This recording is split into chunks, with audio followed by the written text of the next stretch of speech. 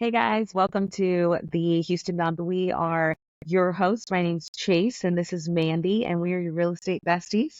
We're on episode 7. Episode 7. So exciting. That's crazy. So today, which we have a lot to go over today, but I just want to tell you, we're going to mostly talk about the differences in Texas about buying homes. Home buying 101 in Texas. There are lots of differences varying by the state. So we are going to dive into some verbiage and we're going to talk property taxes. We're going to talk the home buying process, what escrow officer means, all the things. But let's start out with our 10 seconds and we'll let Mandy go first. What do you got? So my 10 seconds today is actually going to be, we are on episode 7. So Chase met some podcasters and they told her that if we got past episode 5 and film 6 that we've made it. So exciting. How does it feel to be on top? Well, I just feel so great. Honestly, I'm proud of us for not giving up because they said a lot of people give up at that point. You know, they're consistent in the beginning and then they fall off. So I think, if we just keep on track, then we'll be doing good. Yeah, I'm so proud of us. And I hope you guys are enjoying the content because this is actually like my creative outlet. I'm having so much fun doing it. And we can keep giving you guys some useful info. Yeah, that's my 10 seconds. We made it.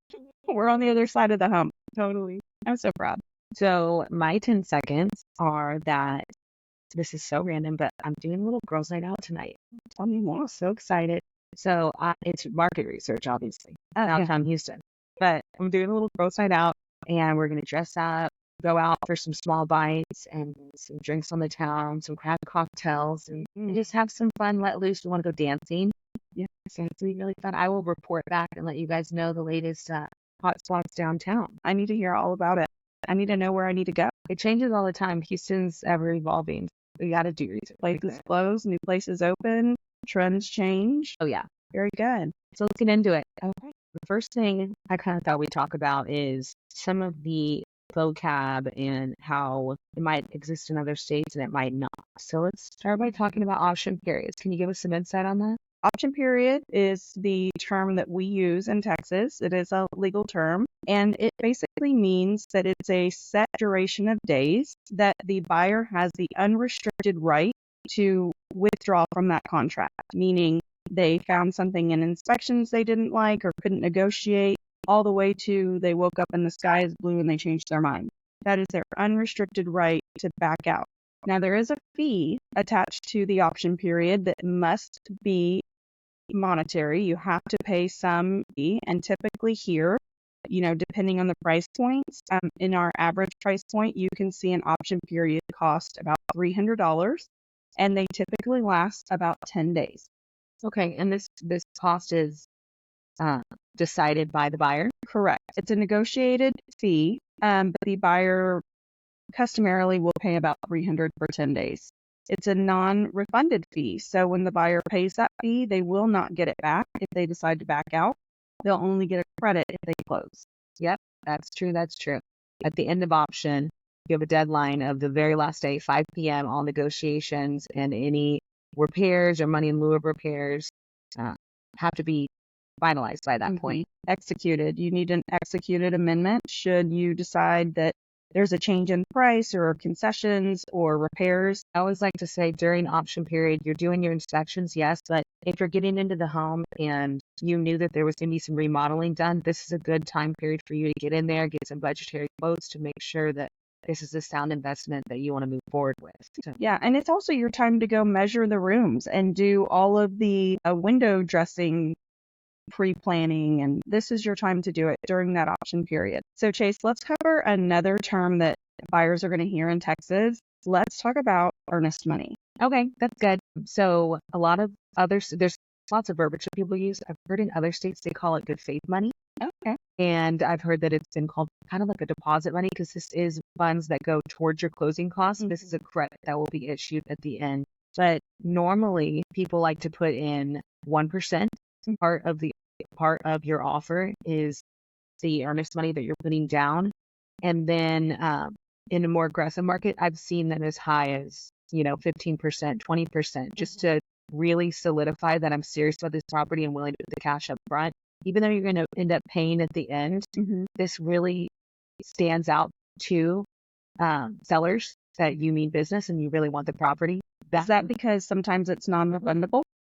Well, it is refundable during option period. If you were to get out during your negotiated option period time, you can get that money 100% back to you. You don't get the option fee back, but you get the earnest money back. And there's other protections in there. There's a lot of protections worked into the contract, and your agent can help you negotiate these protections that can get you your earnest money back. And in Texas, we require that you have the earnest money turned in within 72 hours of an executed contract. Or, the seller has the right to cancel that contract.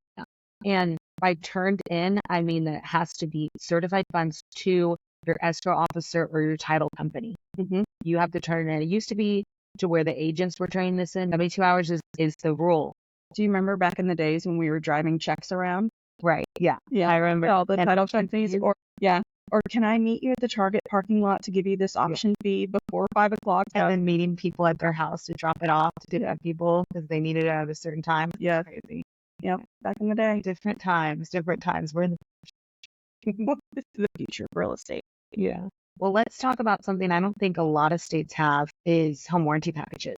Yes, so we've got some really great options for home warranties here in Texas, but there is a caveat to the home warranties that we want to give you the secret. As agents who've been doing this 20 plus years, we know what it takes for the home warranty to actually kick in. A lot of negative feedback has been given about home warranties not covering, but we've got the deets on how to get them to cover. Chase, tell us why a buyer wants a home warranty in Texas. A home warranty covers a lot of different stuff. It depends on your coverage. So I think when I originally started real estate, it was a safe bet to have 450. Now they have so many other things that they cover, especially if you have a pool. There's a ton of riders. There's tons of things you can add to it. Septic, well, pool heater, changing the locks, pest control. Oh yeah, totally add a lot to it. I think rule of thumb nowadays is somewhere around $695. It's going to get you a comfortable home warranty package that's going to cover for the first year of owning your home, and it covers your major systems. It's going to cover your roof. It's going to cover some appliances, air dryer, fridge. Exactly. Yeah, and the last thing you want to do right when you get in a home, the first year you've spent all that money on your closing costs, is to have to fix something right off the bat. So it's nice to have that safety net. And in Texas, it is a cost that you ask for the sellers to pay for. It's kind of a safety net that can help you. Yeah. And as your agent, we always make sure that during the inspection period, we are ensuring that those mechanics are working as intended. That way, if we need to have something repaired, we can show that home warranty company this was working at the time of inspection and it's not a pre-existing condition. All right. So, you know what I love about Texas the most? What? No state income tax. I know, it's so great. Do you know what offsets the no state income tax, though? Yes, I do. What is it? Property taxes. Oh my gosh, property taxes are way different than they are in the nation. Yeah. All of my out-of-state buyers are shocked at the amount of property taxes that they pay. You tell me about the property taxes and what a buyer can expect, and then I want to talk about how you save on those property taxes. Okay, property taxes are all bundled from different things. We've got school tax, we have mud in there. There's multiple taxes that add up to your overall property tax. And depending on the area you're in, you can have a higher. We're seeing a lot in North Houston. We have as low as 1.5% property tax, which is very low in very low for our area. That would be like in Willis. Montgomery has some low ones, especially if you're not on in a mud or a PUD. You can get that rate pretty low. Now, on a higher end in areas like Sugarland or Katy, we're at 3.5, 3.2. I've seen 3.6. Right. And it just varies. This is important because this is part of your monthly note. I mean, this is something you have to account for. $350,000 home in Willis might actually be $200 payment, but that same home in a different tax rate in Katy could cost you $450. It's so important to understand the tax rate and how it can really impact your buying ability. Absolutely. So once we found the property that we want and we know we're okay with the tax rate, we need to be able to save our money against the tax assessor. Oh, yeah. So what we do in Texas is we always protest our taxes. That is so critical for you as a buyer to know that every year you need to go down and protest your taxes, which means that you're going to have a hearing against the tax assessor who we can help prepare you. And you're going to fight your property taxes every year because they will go up and they can go up 10%. So with that being said, in Texas, we have exemptions that will bring that value down. You may have a tax bill of $10,000 a year, and when you bring your assessment down, it will reduce that number. So a few of the exemptions that we have, the number one exemption is your homestead exemption. Every single person should apply for their homestead exemption. We just passed a bill. It was $40,000 off of the assessed value. The homeowner is now getting $100 off the assessed value. Huge. So I'm going to dumb this down real quick because this is kind of hard to understand if you aren't familiar with it. So if you buy a house in Texas for $300,000, the assessed value, meaning the tax appraiser says that home is $300,000, you will take your exemption of your homestead and you will reduce that value by 100%. So now you're only being taxed that 0.9% or that 3.6% on the 200 value. It saves you hundreds of dollars a year. And so we have several other exemptions that you can add on top of your homestead to get that value down. Talk to me about those exemptions. Okay, so there's lots of different types of exemptions here in Texas. We have, there's a lot of exemptions for veterans. There is the 65 plus senior exemption. There is wildlife exemptions. There's beekeeping exemptions. There's also agricultural ones. We don't want to pay taxes more than we have to. Something we offer as complimentary service as real estate agents, running comps every year to help our clients fight their taxes. It's a big deal. It's something complimentary you can have for life. Purchasing a home with us, we will continue to support you through the life of you owning that home. And really guide you on what that hearing process looks like. Okay, all of the taxes aside, how long does it take to actually close on a home in Texas? Okay, so there are some big differences when it comes to timeline in Texas. In Texas, we use escrow officers or title companies to handle the paperwork and transfer of the deed and title to the next owner. In a lot of states, like I've heard in California and in New York, they use attorneys. So it's a whole different ballgame. Ballpark, we're talking, I've closed a house in 2 weeks, special occasion, actually having cash deals that works. But if you're working with a loan, you're typically going to be between 30 and 45 days, depending on the loan and other things. There's a few things that can slow you down the process, but the majority of my transactions I've closed has been 30 days. A sweet spot in a busy market or in a slow market.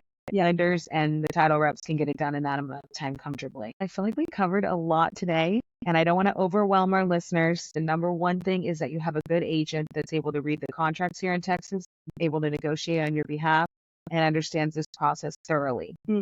Having a great agent is going to be the easiest way because it's not your job as the buyer to know all of this. It's your job to have an agent that you trust that can lead you through the process and help you avoid any of the mistakes that can be made or the differences that you're going to find from state to state.